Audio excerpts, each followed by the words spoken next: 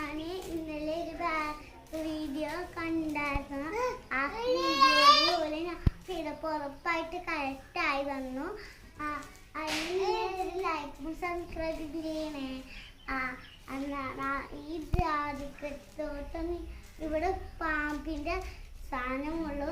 അന്നൊരു ദിവസം ഞാൻ പഴയ ചെരുപ്പ് ഇടാൻ പോയപ്പോൾ ഒരു യെല്ലോ കണ്ണുള്ള പാമ്പിനെ കണ്ടു. അപ്പം ഞാൻ പേടിച്ചു.